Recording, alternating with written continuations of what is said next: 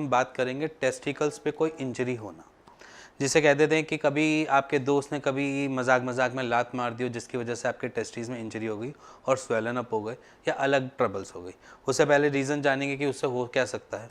देखो सिंपल सी बात है, अगर कोई मेरे को कोई टेस्टिकल्स में इंजरी हो जाएगी तो उसमें मैं क्या कर सकता हूँ और कैसे उससे बच सकता हूँ, ये भी बातें हैं। और इसके साथ साथ अगर हो गई है तो मैं क्या करूँ।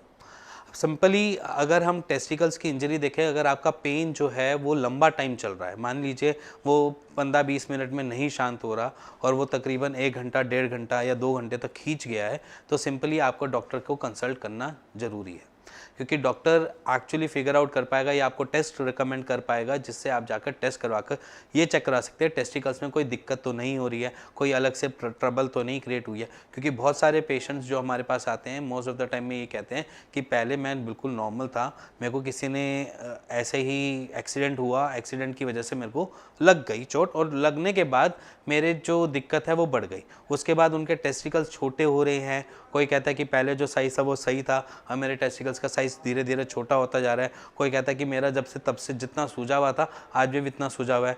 किसी में टॉर्जन आता है, किसी में क्या होता है कि वो टेढ़ा हुआ होता है, टेस्टिकल्स का जो स्ट्रक्चर होता है वो थोड़ा सा टेढ़ा टिल्टेड होता है।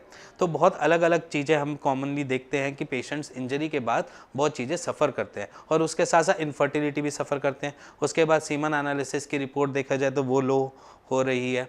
कुछ सर्टेन एज के बाद वो धीरे धीरे उसको लैडर फॉर्म क्रिएट कर देता है नीचे की तरफ, मतलब डाउनवर्ड की तरफ, कि सीधा एक बारी 40 मिलियन मिले, फिर अगले महीने उनको सीधा 20 मिलियन मिले, फिर उसके बाद 15 मिलियन, फिर 12 मिलियन, ऐसी ऐसी प्रोपोर्शन हम देखते हैं अपनी डे टू डे की लाइफ में।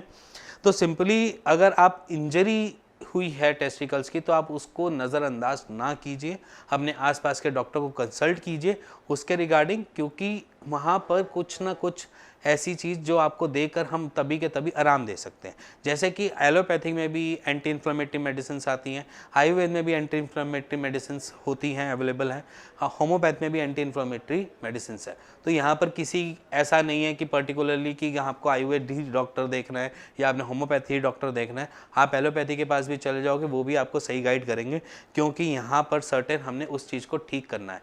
बहुत सारी ऐसी दिक्कतें हम देखने को मिलती है कि एपिडेमाइटिस बन गया आफ्टर इंजरी, मतलब इंजरी हुई उसके बाद क्या हुआ, एपिडेमाइटिस बन गया, मतलब एपिडाइमल लेयर पे सूजन आ गई या वहाँ पर दिक्कत बढ़ गई, वहाँ पर इन्फ्लेमेशन हो गई। वैसे होता इन्फेक्शन से है बट वो सूज गया या बल्की हो गया या एपिडाइमल लेयर बल्की हो गया। तो ये सारी चीज़ें हमें देखने को मिलती हैं अपनी पेशेंट्स की हिस्ट्री देखकर या बात करते हुए।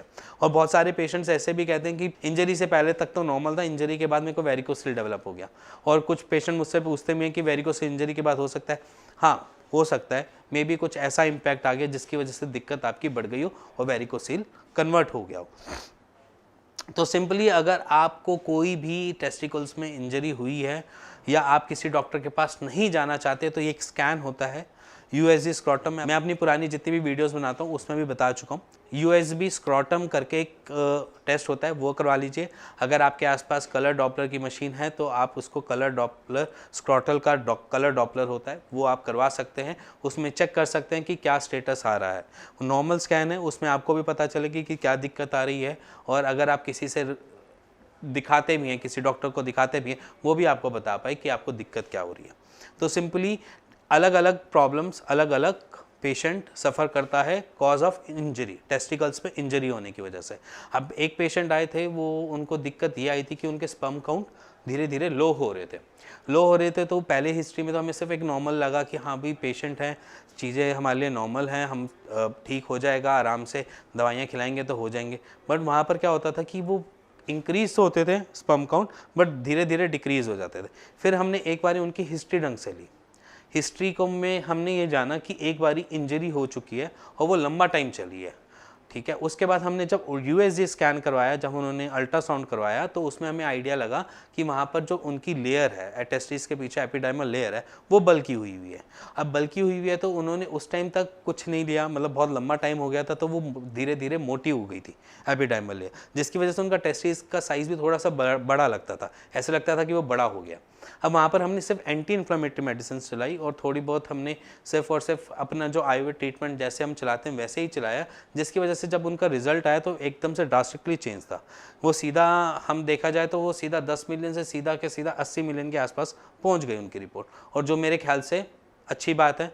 और उसके बाद हमें ये लगा कि ये दोबारा डाउन होगा या नहीं होगा, बट हमने क्या किया कि आयुर्वेदिक मेडिसिन जो हम उनके स्पर्म काउंट बढ़ाने के लिए कर रहे थे वो हमने कर दी अभी स्टॉप, और सिर्फ अपनी एंटी इन्फ्लेमेटरी मेडिसिन जो हम आयुर्वेद के थ्रू देते हैं बस वही थोड़ा टाइम चलाई, जिसकी वजह से जो हमें इम्पैक्ट आया कि उनके जो बार बार नीचे लैडर फॉर्म क्रिएट हो रहा था, स्पर्म काउंट लो हो रहा था, वो होना बंद हो गया, जिसकी वजह से जो उनको ओलिगोस्पर्मिया बार बार फेस करना पड़ रहा था आज की डेट में वो क्योर्ड है। ठीक है, अब उनको ये दिक्कत नहीं आ रही। तो सिंपली अगर आप बड़े लंबे टाइम से कोई एक ट्रबल या इंजरी होने की वजह से कुछ अलग जगह पे पेन फेस कर रहे हैं, पेन फील कर रहे हैं, तो एक बारी यूएसजी स्क्रोटम करवा लीजिए, जो आपके लिए बेटरमेंट होगा। हम नहीं कहते कि आप हमसे सलाह लीजिए, आप अपने आसपास के किसी भी डॉक्टर से सलाह लीजिए उसके रिगार्डिंग, और उससे निकलने की कोशिश कीजिए। और अगर आपको ये वीडियो समझ आई हो, पसंद आई हो, तो please like share bell icon दबा दीजिएगा। एंड जो लोग ऐसे मजाक करते हैं, जो सीधा कह देते हैं कि चलो भाई लात मार दी और ऐसे आपके दोस्त यार हैं, तो प्लीज़ उनसे थोड़ी सी दूरी बनाएं, क्योंकि आगे जाकर ये आपको दिक्कत दे सकता है। नमस्कार।